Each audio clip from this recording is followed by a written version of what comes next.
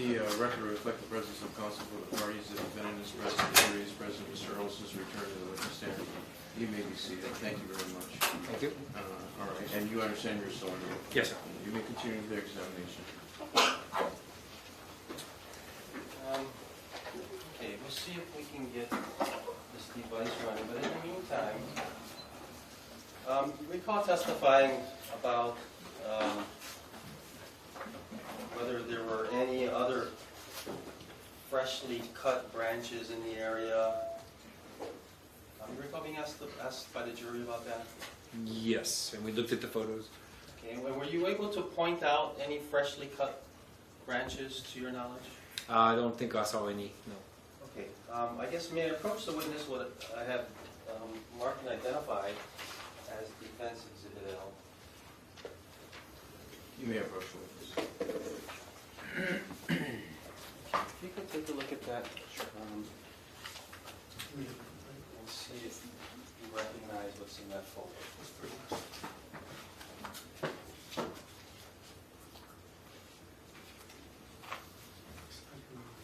Okay. Do you recognize that photo? Yes. Is that one that you took? Yes, it does look like. Okay, what does that photo depict? This is, if I'm not mistaken, the day that we recovered the actual tree with the cuts in it. So I was photographing it again before recovery. Okay, does that photograph accurately depict what you were photographing that day? Yes, it does. Does it seem to be altered or distorted in any way? Doesn't appear to be, no, sir. Fair and accurate copy? Seems to be yes. Okay, may I move what's marked and identified? Can I see Yes. You know what, we already have an L. Yeah, we do. Oh, I guess that would be M then. I don't know.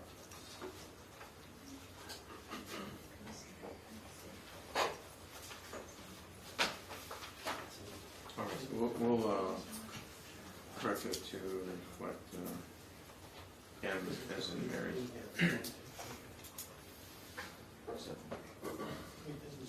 Permission to publish? Well, I'm sorry. What? Has it been?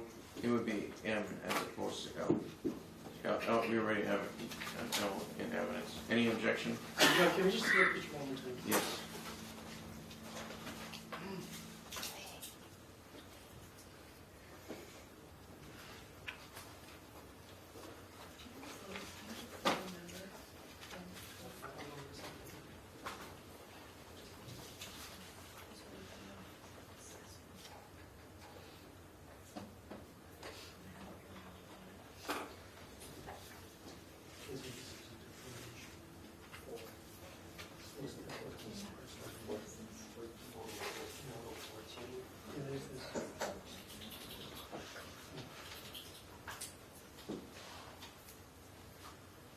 You don't have that picture.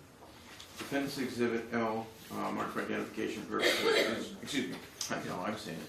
Defense Exhibit M, marked for identification purposes, is received in evidence. Permission to publish? Granted.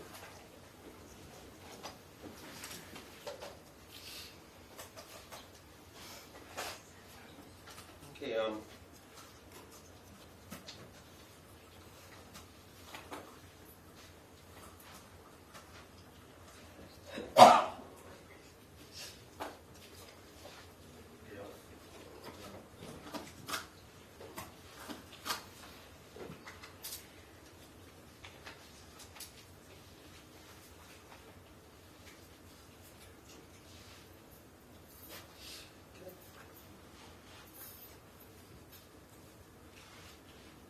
Honor, does the court grant permission for us to make a mark on the exhibit? Yeah, any objection, Mr. Rivera? No, Your Honor, it's fine. Okay. That's fine.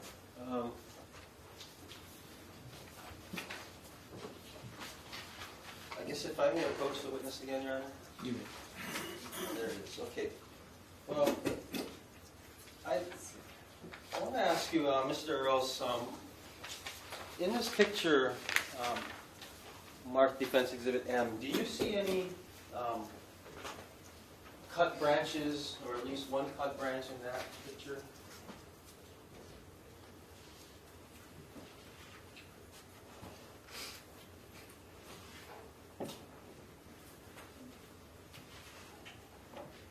You mean in the immediate vicinity of the one that I recovered? With the cuts on the near the base? Anywhere in that picture.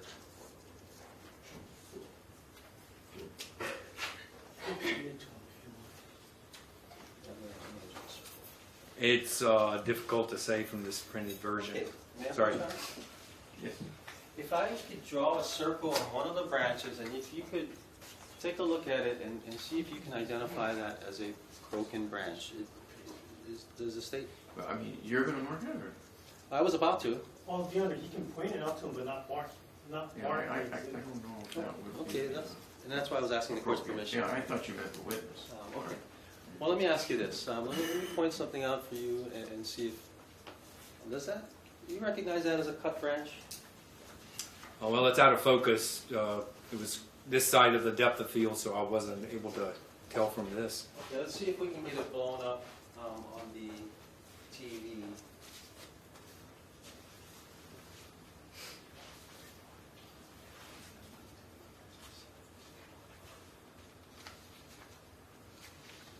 If I could get that from Oh, yes.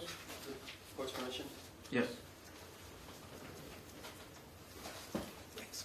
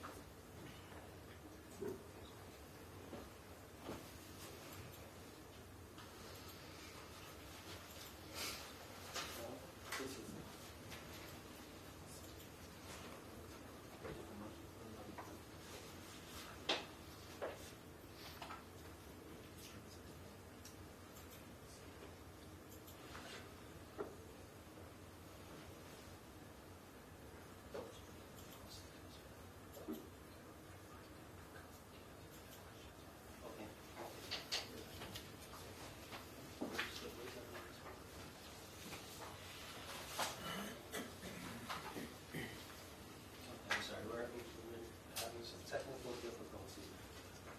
The wrong picture.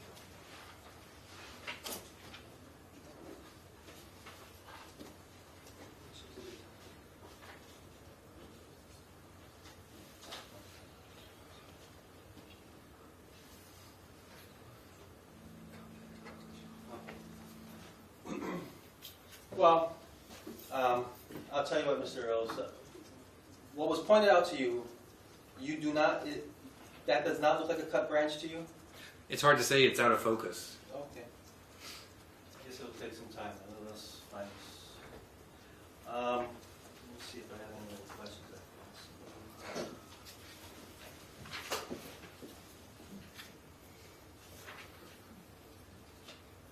Well, you know what?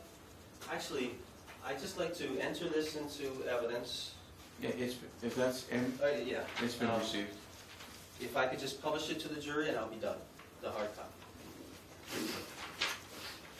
Oh, you want to publish a hard copy, or you just want to do it electronically? I guess, if I could just ask the witness to circle where we made reference to them? Is that permissible? I'm not sure that would be appropriate, because he's not, you're seeing it, or you're saying you see it, but you, Well, I guess it'll ultimately be left for the jury to determine whether they see anything or not, I guess. Well, the state would object to any handling of that particular evidence, especially in light of Mr. Earl's testimony on it. yeah, I think under the circumstances, if he were asked to draw a circle, he'd just be doing it where you tell him to do it, and that wouldn't be testimony from the witness. It would be doing something pursuant to your instruction, which, may be the appropriate instruction, but it wouldn't be the witness's Okay, that's fine. testimony. I'll just enter this into evidence. Yeah, it is entered, it's received. And you read that? Should I have no further questions?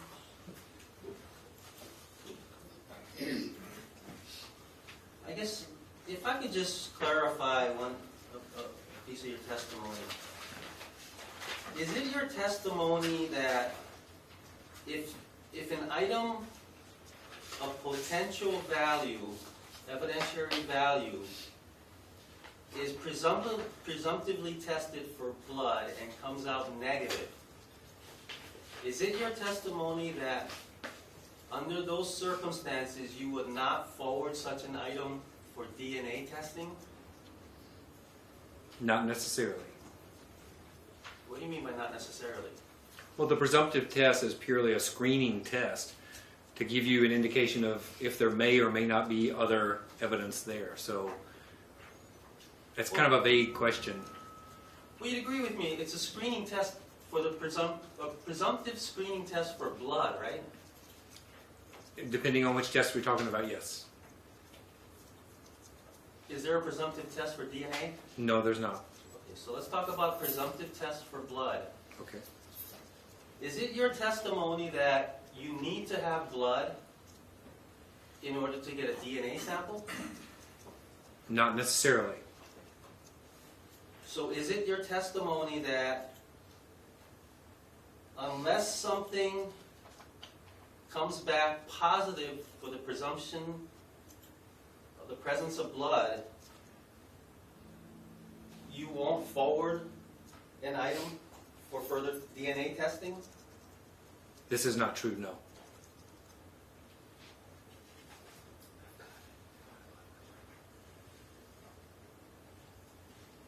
Okay, I guess permission to go back, Your Honor, and to publish Defense Exhibit M.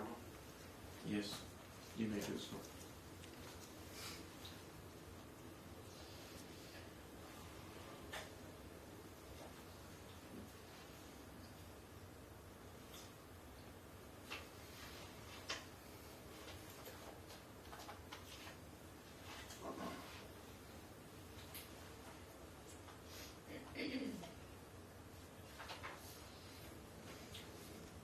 Well, let me ask you this. What determinative factor does a presumptive test have in determining whether to forward something for further DNA testing? So we're not referring to this thing that you just No, published, we're right? We're back at It's the... back there, but Okay, I just want to make my sure. question. Okay. What determinative factor does it have? So if there's a question as to if something is blood, then the presumptive test is used to screen for that. Then when it's sent for additional testing, then you would be looking for the DNA source of that particular presumptive positive stain. However, there are instances, for example, when I recovered the known samples of the cheek cells from Mr. Capobianco, that would give you a negative, most likely a negative for a presumptive test for blood, but yet it's a source of DNA. So I guess, can we be clear that other than DNA that you get from blood stains, the presence of blood stains has nothing to do whether there's going to be DNA on it or not? Judge, objection, that's a mistake. The objection is sustained.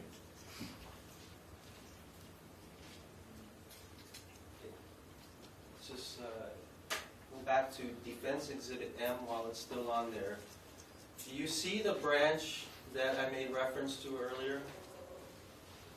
On the right side, out of focus, right near those 3 green leaves. Okay, can you, I guess, with the court's permission, may I ask the witness to step off the stand and to point that out for the jury? And All right, he's pointing out what you are asking him to point out. He is, and we're going to blow it up after that. All right, okay. You may do so. Okay. Thank you. Okay, so what we're discussing here on this item M, here in the center you can see the one tree that was actually recovered. This is the one with the cuts. And then this is an area where there's, again, out of focus because it's closer to the camera. I was focusing on this tree. So I'm assuming this is what we're referring to, correct? Does that look like a cut branch to you?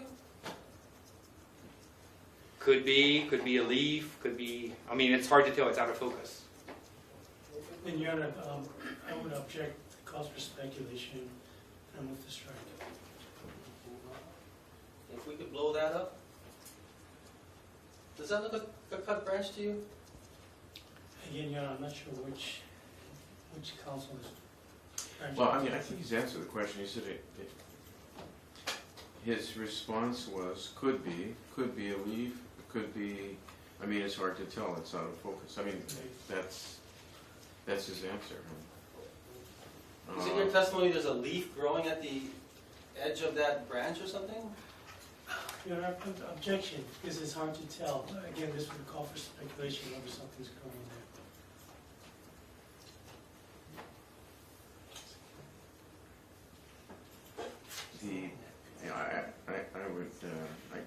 I would agree that the objection is sustained. I think the question's been answered. He did say, Yeah, I'll move on. he did provide an answer.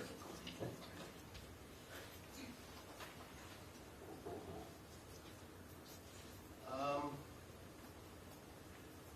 have no further questions. All right, then I need counsel to approach, please. We have a few more jury questions that are coming in.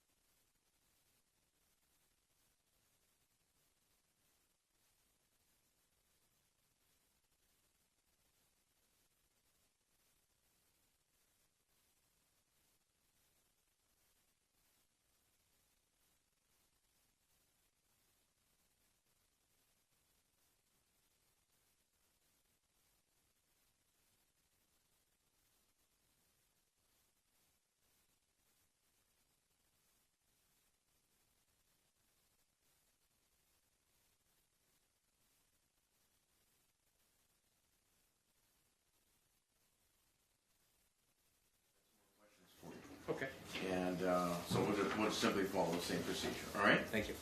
Okay, the first question reads, are the blue and black jeans recovered as evidence as depicted in photos number 263 and number 269 men's or women's jeans? You know, we should really cue that up if you can, so that we know the witness is looking at them.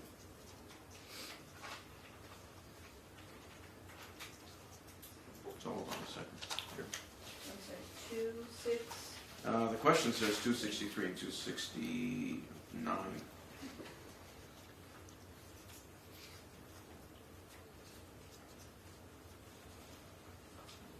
All right, so you can publish those.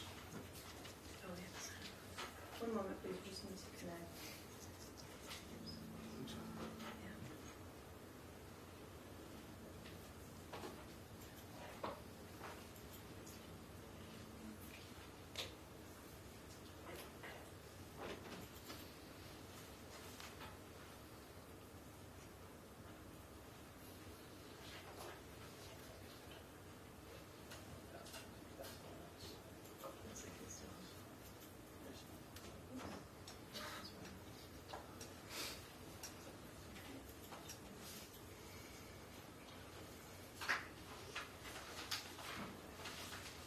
All right, the record reflect that those exhibits are now being published.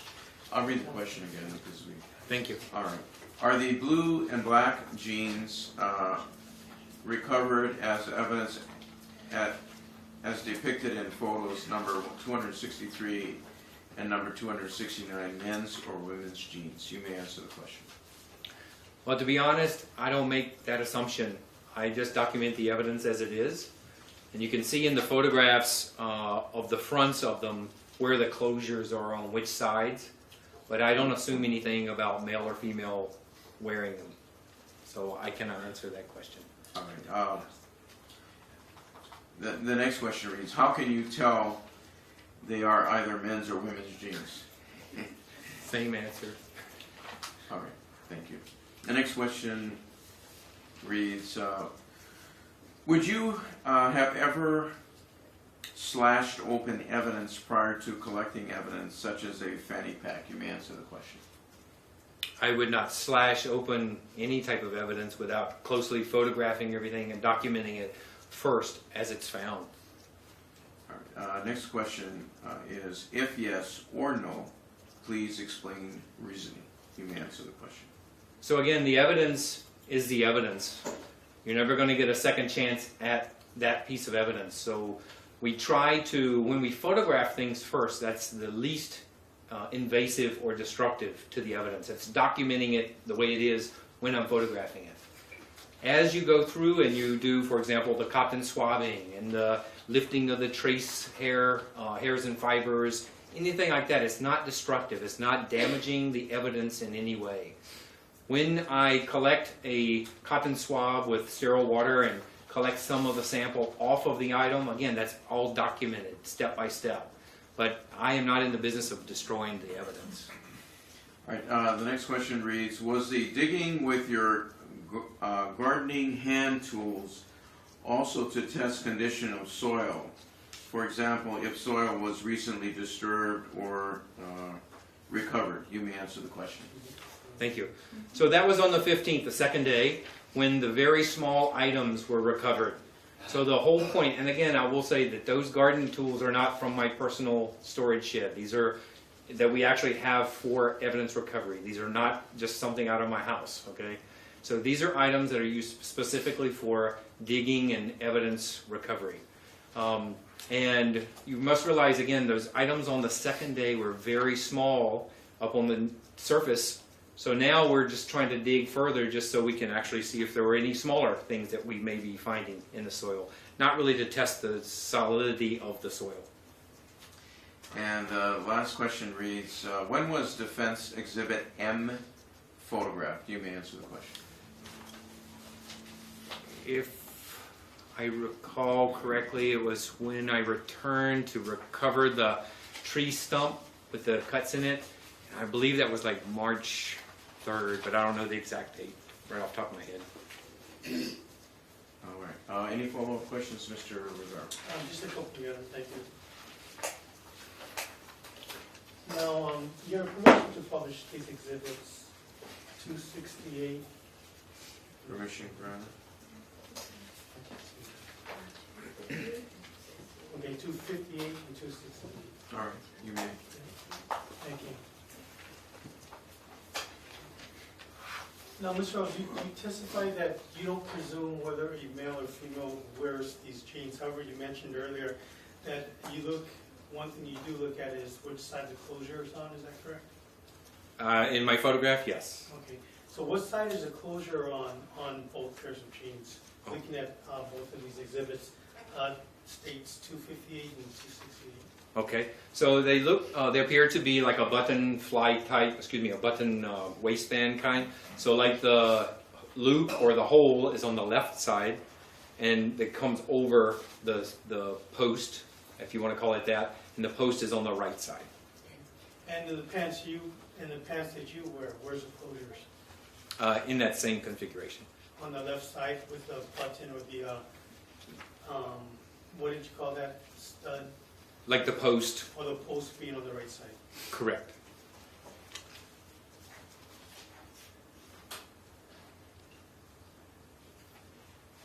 And I think I just have one more question.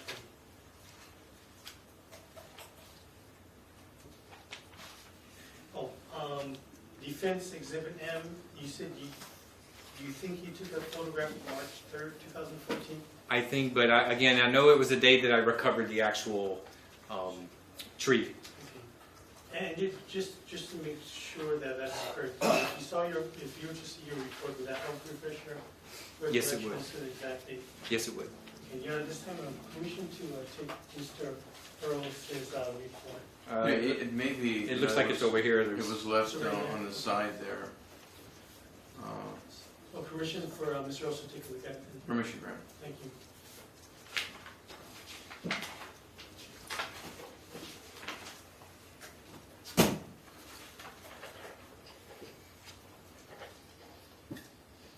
I stand corrected. It was March 4th.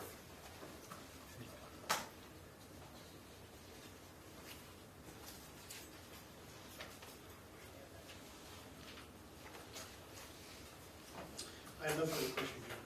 Thank you. Mr. Arcoli, any questions? Yes, Your Honor. Can you turn it up? The same one.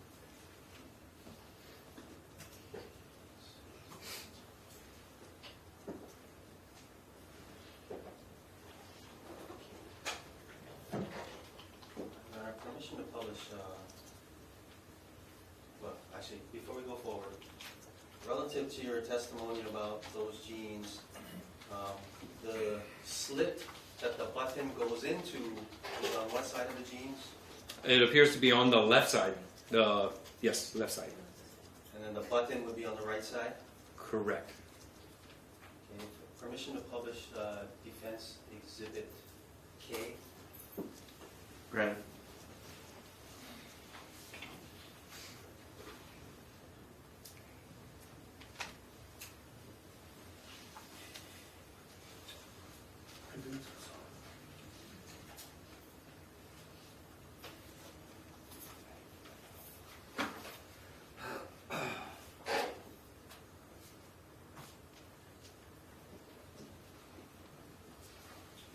I do.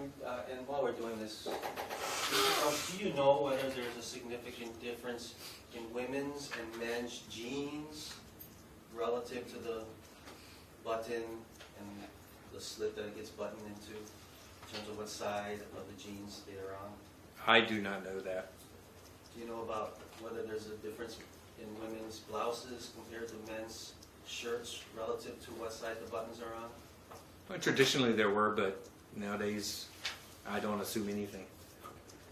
If we could take a look at your photograph that you took that is in, I guess that would be Defense Exhibit K. You see the jeans in the laundry basket? Yes, the blue jeans, yeah. Can you discern what side the slot is on and what side the button would therefore be on? Well, not really 100% clearly in this, but it kind of looks like the hole is on the left side. Is that consistent with the other genes that you just testified about? Yes. No further questions. Any other questions? No. All right, thank you very much. You are excused. Thank you. I can take that. Okay. Or you can return that to the Thank you. attorneys. That'd be fine. In Thank you.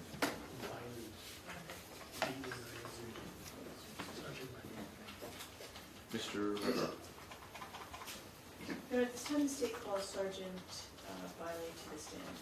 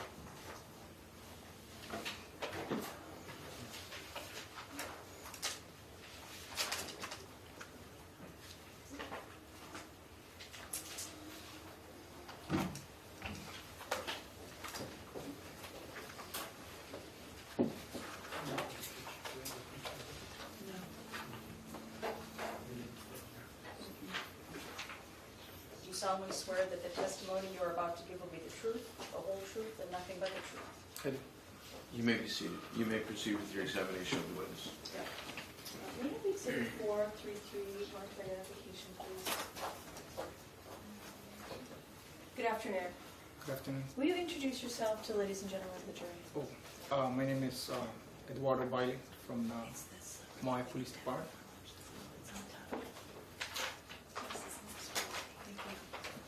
I'm sorry. B-A-Y-L-E, Eduardo, E-D-U-A-R-D-O. How are you employed? I'm employed as a police officer in Maui Police Department For how long? for 11 years now. What's your current assignment? I'm a police sergeant in Kihei Patrol Division. I'm going to turn your attention to February of 2014. Were you employed on duty as a Maui Police Department officer in February of 2014? Yes. I want to, did you participate in any of the searches at New Wailuku Bay in regards to the Charlie Scott case? Yes, I did. How many days did you go down there? I remember just one day. I only participated one day. Will you tell us about that day that you went down to New Wailuku Bay, and I'll specifically turn your attention to February 14th of 2014. Will you tell us what you recovered on that day? Well, I recovered slippers, a Roxy brand slippers. May I approach Sergeant Biley? Yes. Sergeant, I'm showing you what's been marked for identification as states 433. Oh, good. You see the gloves there next to you? Okay. Do you recognize that exhibit?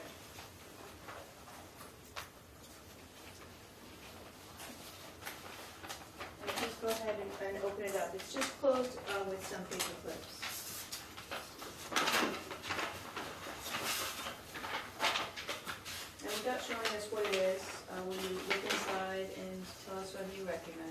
sorry, without showing what it is? Yeah, if you could just keep it down on the table. Okay.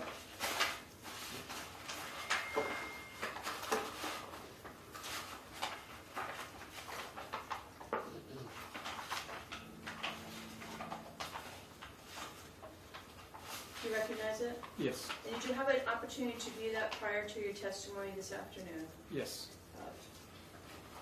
Will you tell us what it is? It's a Roxy brand slipper that was found in the bay that we searched on February 14 of 2014. Okay. Is that the same slipper that you recovered and submitted as evidence? I didn't submit it. It was I sent it. I gave it to the evidence tech. Okay. And who was that? That's Tony Earls.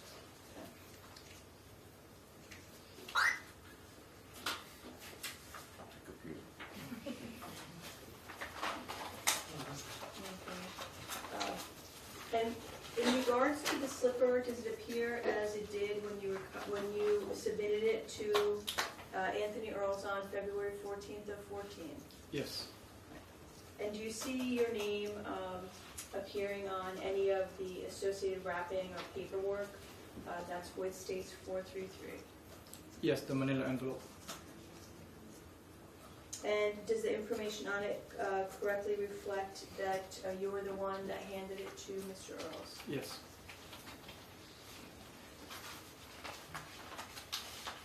Does it appear to be, other than the fact that it's now open, does that slipper appear to be changed or altered in any way from when you saw it in February of 2014? Not that I know. At this time, the state moves into evidence what has been marked for identification as States 433. Mr. Opal. No objection. State's Exhibit 433, marked for identification purposes, is received in evidence. Permission to publish. Permission granted. Right. Permission for Sergeant Biley to step down from the witness stand and publish the exhibit for the jurors. You may do so. That means you can take them out of the, and show them to each other. Out of its container. In its container. No, you can take it out such that the jurors will be able to see.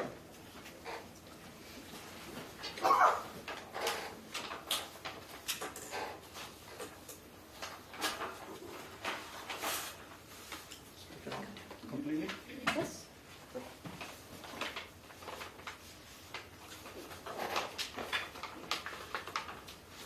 You can put it with this whole piece like that, so that anything that will fall onto this, and then you can walk it. So it's-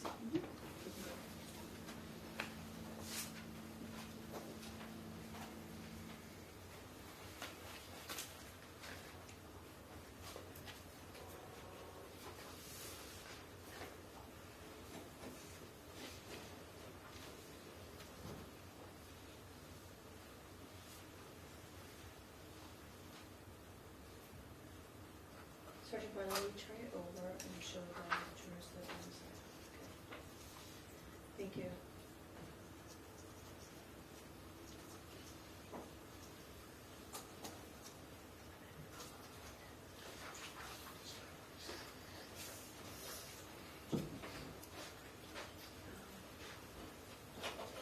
You can repackage that, please, Sergeant.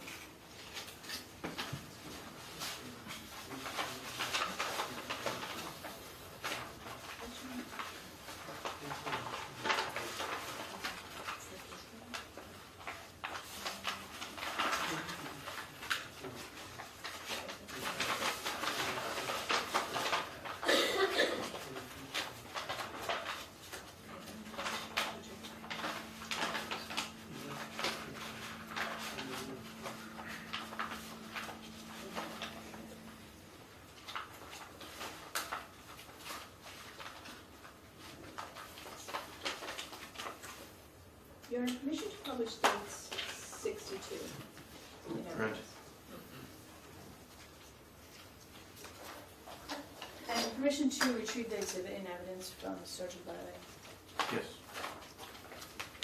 Sergeant, I'm turning your attention to the photograph that's now on the TV screen. State's Exhibit 62 in evidence. Do you recognize the area that's depicted in State 62?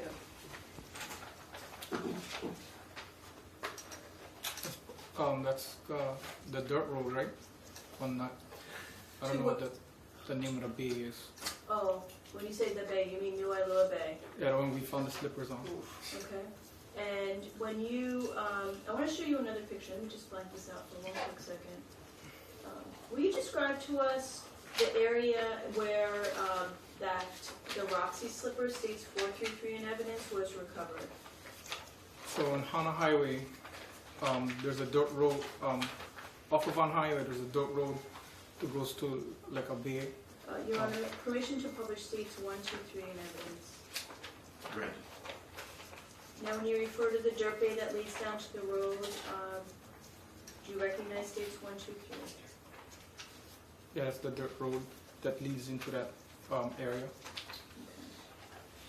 And we continue to describe what you, the area where that Roxy slipper was recovered from. So it's a dirt road that kind of goes into the bushes and kind of curves to the right.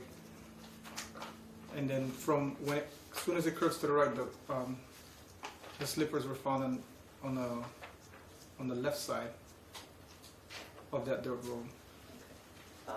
Were there any other landmarks or any other physical features that you saw around that area? There's an old refrigerator. Your Honor, permission to publish States Exhibit 125 in evidence. Granted.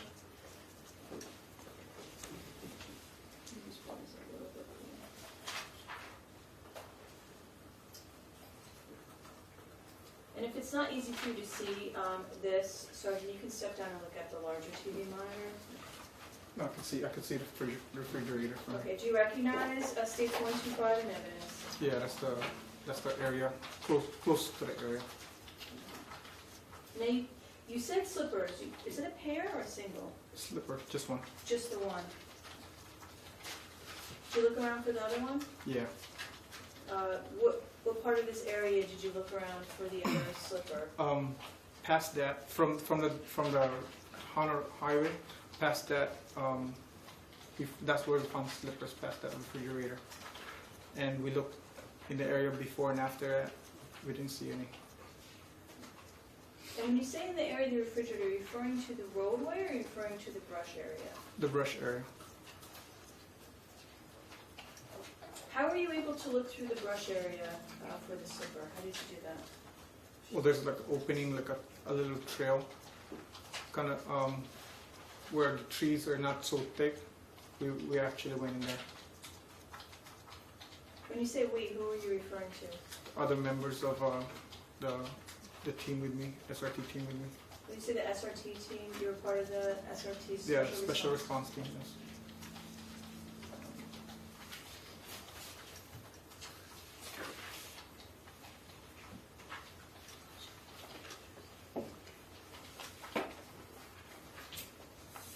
Did you look on the roadway as well as in the brush? It's mostly in the brush area.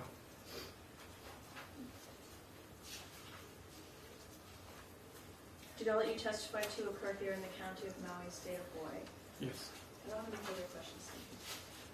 Mr. Opo, any questions? So if I understand your testimony correctly, this discovery was made on February 14th of 2014, is that accurate? Yes, sir. How do you know it was February 14th? It was on the paper. It was on the manila envelope, and also that's our training day. What day? It's a special response team training day. Is on the 14th? It's a Friday. How did you know that the 14th was on a Friday?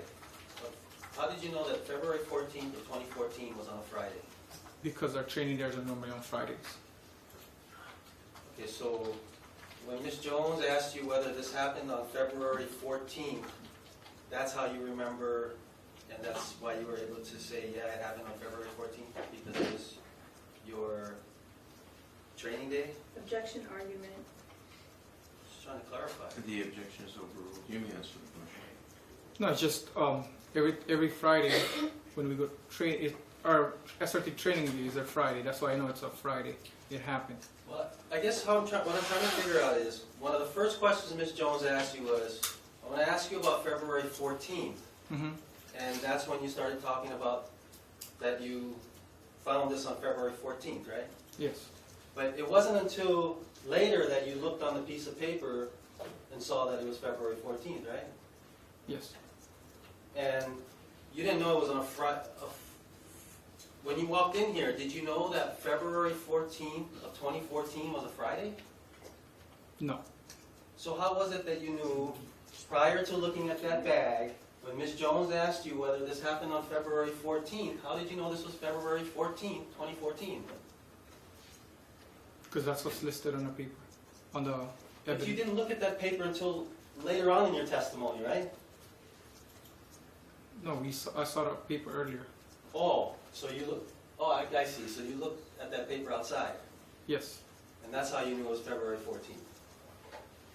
Yes. Okay. No further questions. Any redirect examination? Briefly. So in preparation for your testimony today, you had the opportunity, did you have the opportunity to view the So exhibit? objection leading. Well, let me hear the question. Prior to your testimony today, did you have the opportunity to view and review the exhibit 433 in evidence to which you testified to today? Yes, I did. I'll overrule the objections preliminary. And when you refer to the piece of paper that has the date of February 14th, 14 on it, what piece of paper is it that you're referring to? The manila envelope.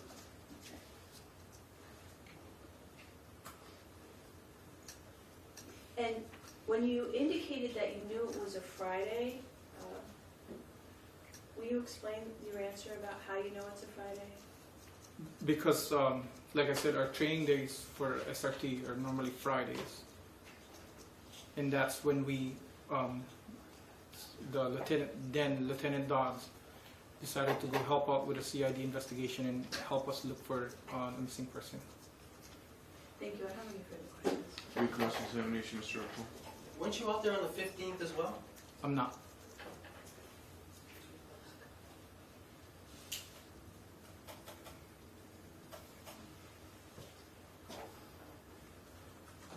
So if Detective Liu put in his report that you were out there on 2 days, or if Detective Lee put in his report that you were out there on 2 days, that would be inaccurate? Objection, calls for hearsay. The objection is sustained. No further questions. Are there any juror questions? No, no. Thank you very much. You are excused. Thank you.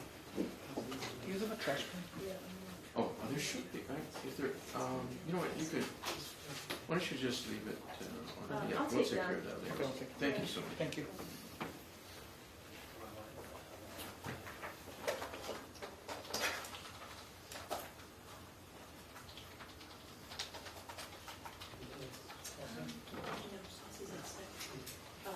The state calls Kala Akana to the stand.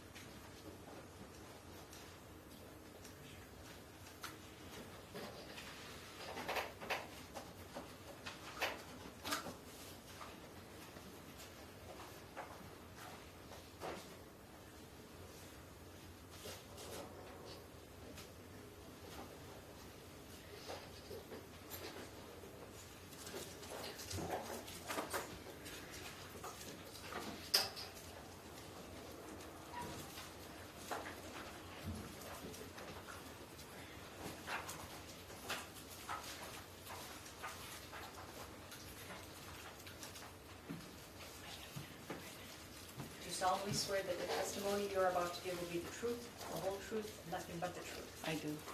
You may be seated, and you may proceed to your examination of the witness. Good afternoon. Good afternoon. Will you please state your full name? My name is Kalau Kona Akana. And Ms. Akana, where do you work? I work for Maui Police Department. What do you do there? Currently, I am a reports reviewer. How long have you worked at the Maui Police Department? 18 years this week. Oh, congratulations. Prior to, how long have you been a reports reviewer? Reports reviewer for 2 years. And prior to that, what was your I was in assignment? evidence from 2003 to 2014. There's a water up there, which Okay. you need to please. Thank you. Glass of. And when you say you were in evidence, can you describe for us what position you held in evidence? I was an evidence custodian. As an evidence custodian, we retrieve, maintain, store, and return property and evidence. And do you have any protocols, and where, in terms of evidence, and specifically we're going to be talking about early to, well, actually let's just talk about 2014 and 2015. Where in that period were you in evidence as a custodian? For almost the duration of 2014, up until November Of 2014, 14, and then you switched? I switched to reports reviewer. Now, during the time that you were an evidence custodian, did you handle evidence in regards to the Charlie Scott case? Yes, I did. Will you describe to us your training and experience as an evidence custodian at Maui Police Department? Well, like I said, I've been in evidence since 2003, and it's pretty much on-the-job training, and it's maintaining evidence, maintaining the chain of custody for each piece of evidence, ensuring that we keep the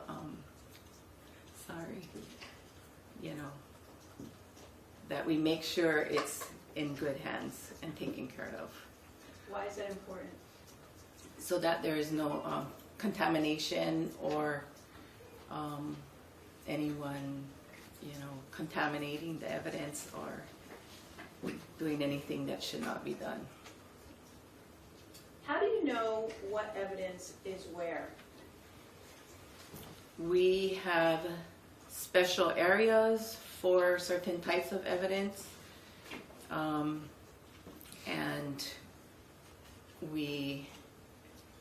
it is pretty much categorized manually as well as by computer. Okay, let's talk about the manual tracking of a piece of evidence.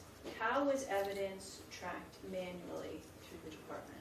Manually, it's but through the chain of custody, and our storage facilities are all numbered and lettered by category. And how does that start? Will you walk us through a day in the life of a piece of evidence at MPD?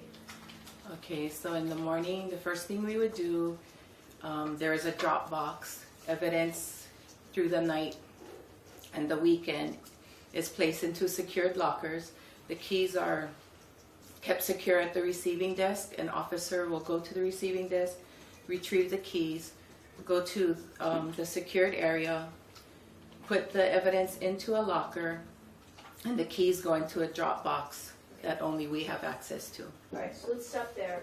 You've indicated that when evidence comes in, I guess we'll call it after hours, Correct. which could be, you said overnight or on the weekend? Yeah, we're Monday through Friday, so overnight and then on weekends. Is it just officers, or can the evidence technicians that are employed by the police department also submit items into those locker boxes? The officers as well as the crime scene specialists or the evidence techs. So you've indicated that to start that out, they need to get a key from receiving. Correct. Can we explain how those keys are kept and how an officer or an evidence technician would get one of those keys? So a key is kept at our receiving desk, which is 24 hours manned by officers, and they are signed out to the officer. The officer then takes the key and the evidence directly to the deposit lockers, places the evidence in the locker, and then places the key to that locker in another drop box that's secured within the evidence office that only the evidence custodians have access to.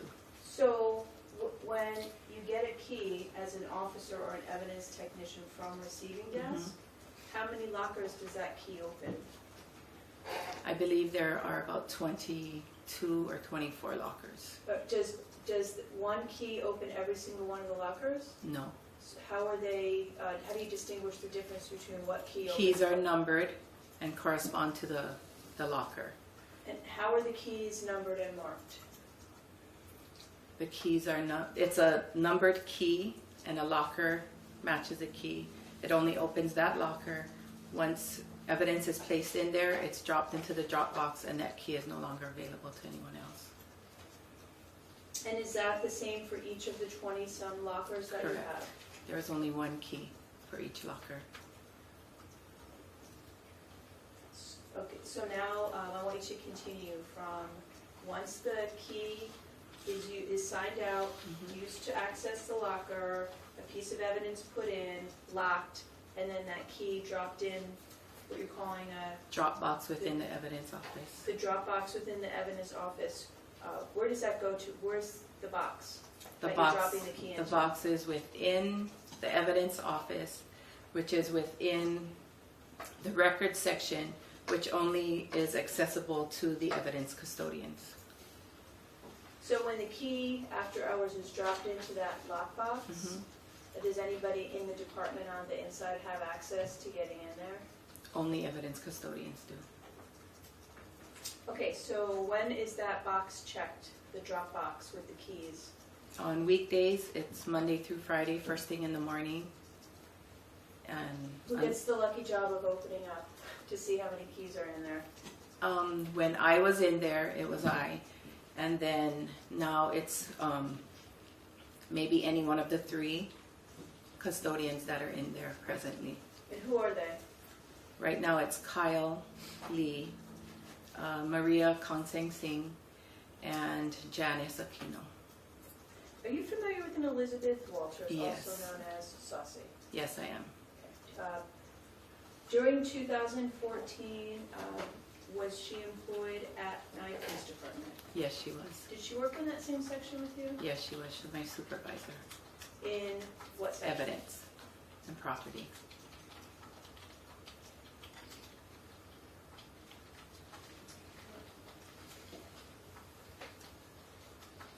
Okay, so once it's your assignments, it'll be your day for the purpose of this example. Please explain to us what happens when you check the drop box for keys. Okay, so we check the drop box for keys. As I explained, the keys correspond to the matching lockers. The lockers are then opened, the evidence is retrieved, it's taken into our office, categorized, checked that it's packaged properly, information, just the packaging as well as the voucher that goes with the property, that it's filled out correctly and packaged properly. And then at that point, we will intake it by our computer system. All right, let's stop before you get to intaking it. Okay. You've described receiving a piece of physical evidence as well as a voucher. Correct. Will you explain the voucher?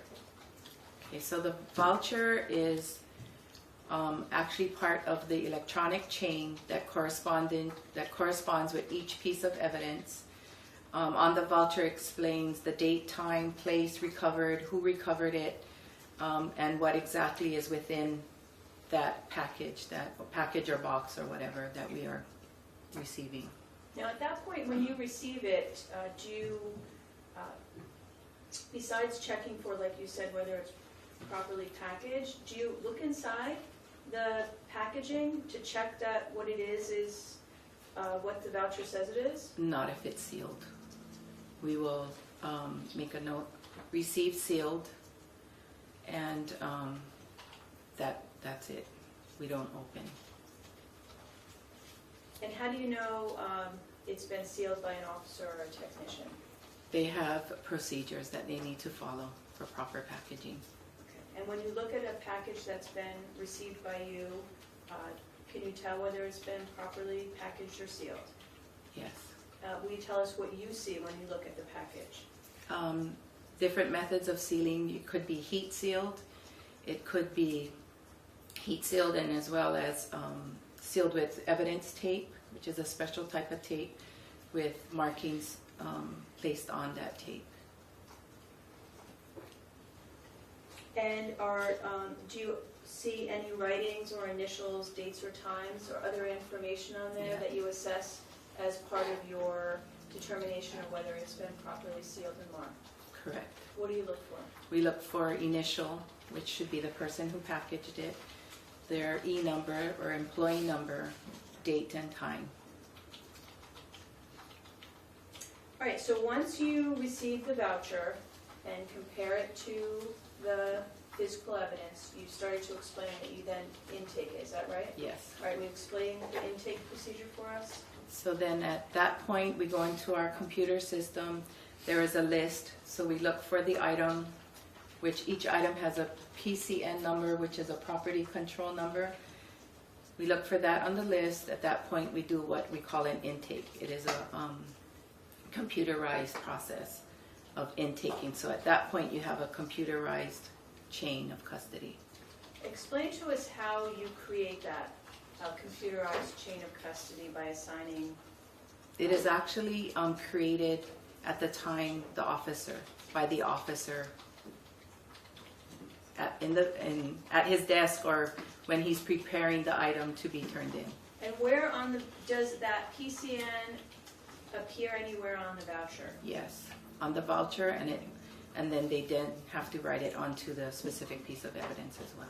Is that part of what you check for, that the property control number on the voucher is the same property control number that's written on the piece of evidence? Correct. So should the voucher and the evidence get separated, we know. And that's one of the things that you routinely check for? Yes. All right, so once you intake it and create the computer chain, what do you do with the physical item and that physical voucher? The physical item is then put away in a secured area. Will you explain what you mean by a secured area?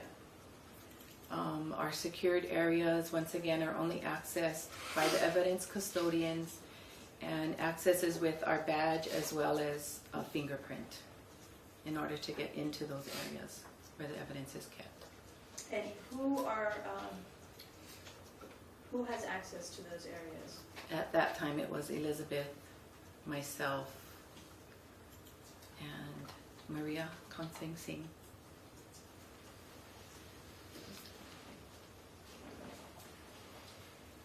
And if an item requires refrigeration or to be stored in a freezer, do you have that ability in your evidence storage facility? Yes, we do. And how, if we wanted to, one of the technicians or an officer wanted to access a piece of evidence, how would they get that back out? They would do a request through us, and then when they come to get it, it is a hand-to-hand. We will pull it. We will manually sign it out to them, as well as update the chain in the computer, and then it's a hand-to-hand transfer to them. Sorry. When you pull it, how do you know where it is? Through our inventory, our computerized evidence program that we have.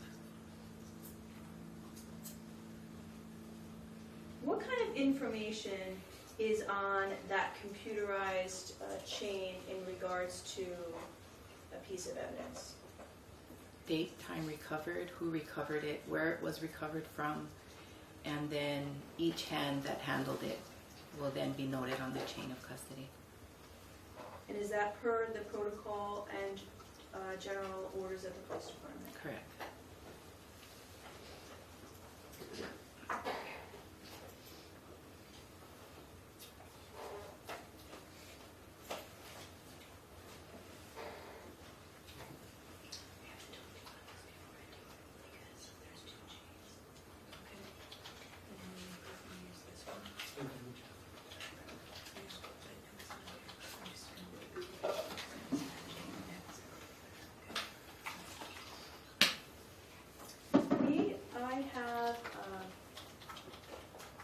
physical exhibits 289, 296, and 293. 289. 289, 296, And and these, 293.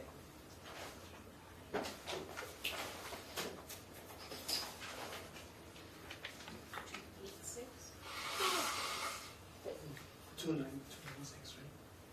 289, 296, and 293.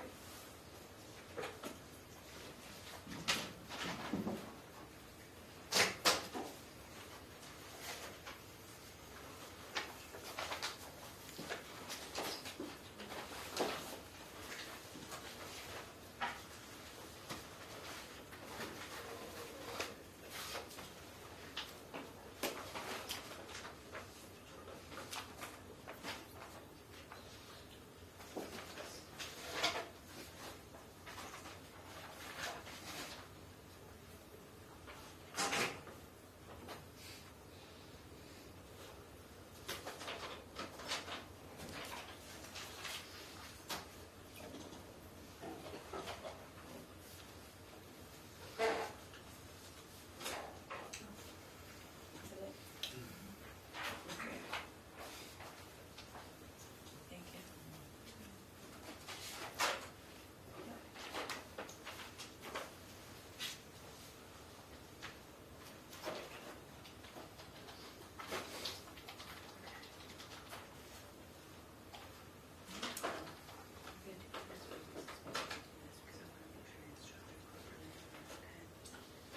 May approach Ms. Akana with 293 and 296.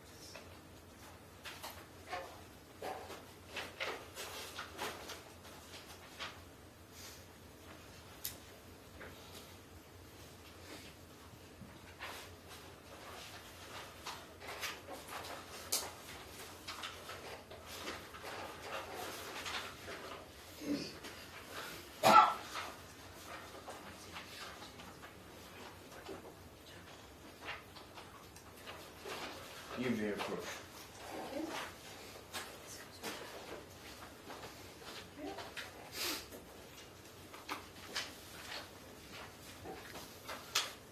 Ms. Akana, I'm showing you what's in evidence as states 293 and 296. Can you put these on the desk in front of you? You okay? And I'm also, may the record reflect, I've shown defense counsel and I'm presenting Ms. Akana with the electronic changes for both the pieces of evidence that she has before her.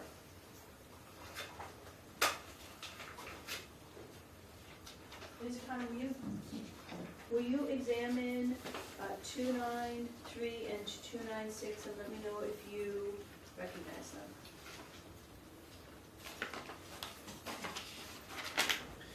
Vaguely. I vaguely recognize it, but, okay, I do. All right, what is it about, let's talk first about 293. Okay, What are you looking at that you recognize? my signature. And where is your signature? My signature is the first one once the manual change started. And it is releasing it to our evidence, our crime scene specialist, it looks like Tony Earls, on May 1st, 2014. And for the record, 293 is the gray hoodie sweater. Correct. And when you signed into that, how did you, when you were the first signature on that property voucher, how did you receive it? At the time I received it, as far as I can recall, it was sealed with just the red tape, and I don't believe the blue tape was on here. It was pretty much the original packaging. Now, in referring to the electronic chain for the item, the gray hooded sweater, sweatshirt. Can you tell us when you received it and how? It was originally received on February 13, 2014, and it was placed in the locker, and it was taken out of the locker after that, and then placed in our storage facility. Now, if, are there I'm times? going to object as to that testimony as it's relying on hearsay, if I'm not mistaken. I think she's just reading something. Let's get that clarified. Let me approach the witness. Yes. Could I see the electronic chains? Okay. Now, these, the electronic chains that you're referring to, do they, are these printouts of that computer chain that Correct. you're talking about? Correct. All right, and that's kept, I is it guess- I'm sorry, Your Honor, is the court reserving ruling on my objection? Yes, I am, until I hear this, these foundational questions.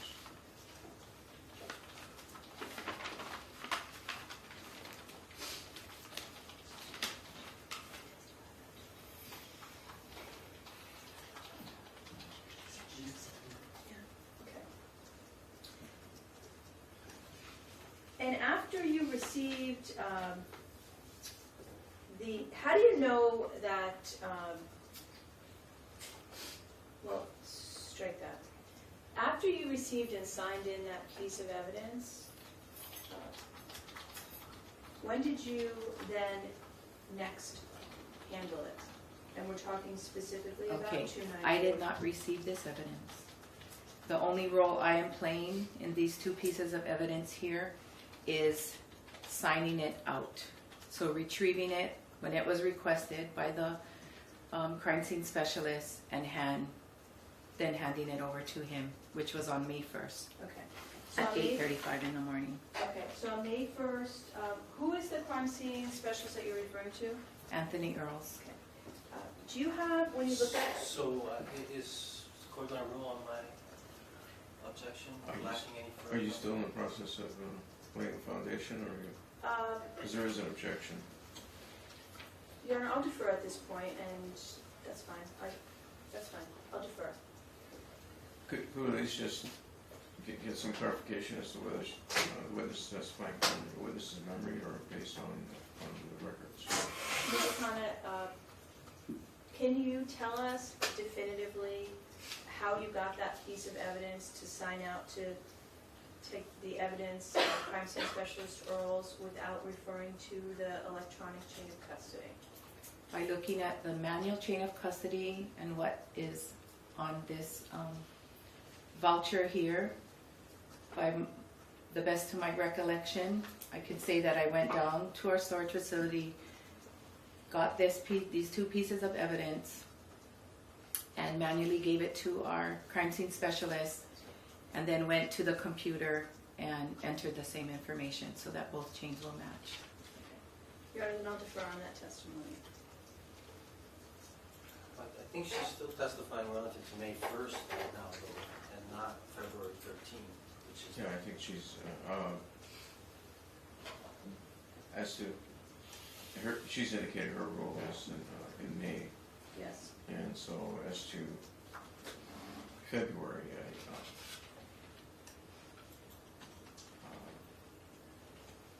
if there's any question about that, her role is strictly limited to May, as to other times, I'll sustain the objection. Yes. As to the other times, the motion is granted, obviously as to May, it's denied. When you handed the item over, and we're talking, actually, let me also show you 296. If you take a look at that. Okay. Okay. Do you recognize the state's 296 in evidence by its voucher? Yes, I do. And what is it about that you recognize? My signature, once again, signing this piece of evidence over to our crime scene specialist, Tony Earls. And when did you do that? On May 1st, 2014 at 8:35 in the morning. Same as the other piece of evidence? Correct. Now,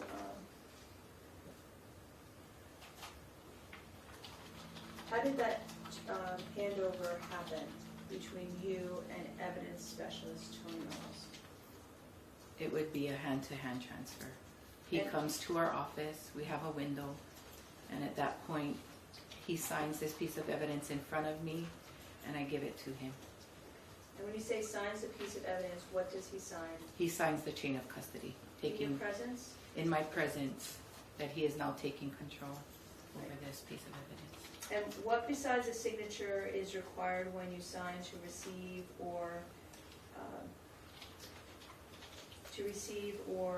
to acknowledge taking possession of or giving over of possession of an item of evidence?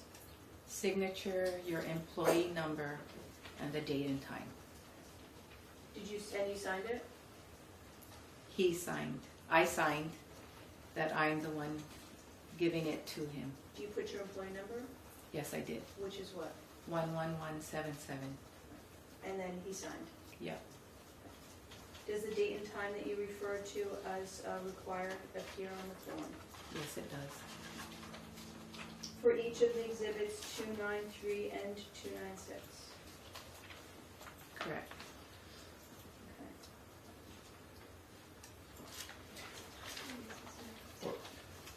If you're through with this, Ron, I'm just gonna take a recess. Is this an appropriate time? Perfect. All right, we'll take a recess at this time. So where does it